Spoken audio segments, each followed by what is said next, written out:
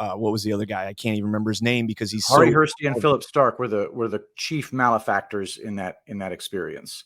But the fact is that we have a system that is beyond corrupt. It is not salvageable. You have to clean it out with a freaking flamethrower. And unfortunately, that can only be done.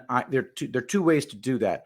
One, in a way that creates cataclysmic societal disruption, and then the way that doesn't. And that way, the second way, the way that doesn't create disruption of a cataclysmic nature, that's very, very slow and painful. And it has to be done in a grinding, chipping away kind of way.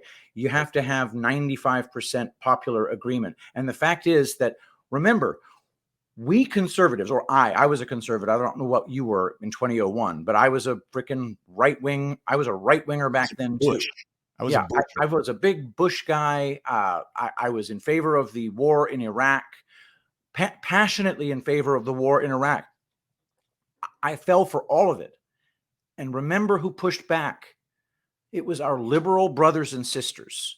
Yep. So we have to, because it's just going to be a trade-off of which side is doing the oppressing and which side is fighting back against oppression.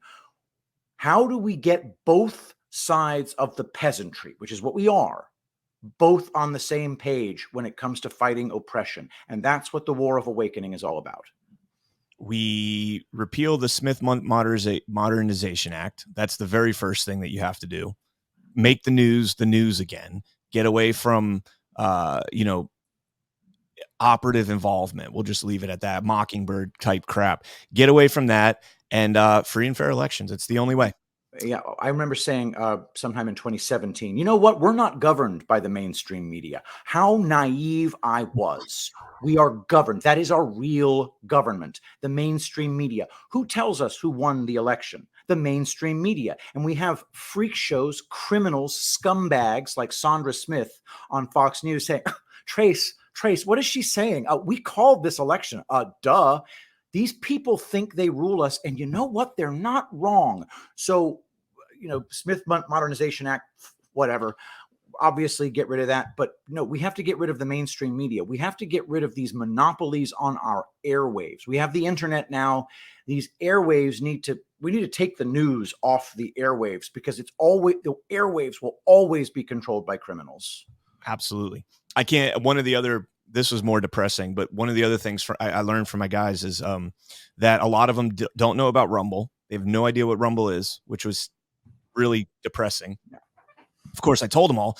And the other thing is they had no idea about this YouTube censorship. I told them what happened to me on YouTube. I told them what's happening to conservatives on YouTube. And they're like, no way.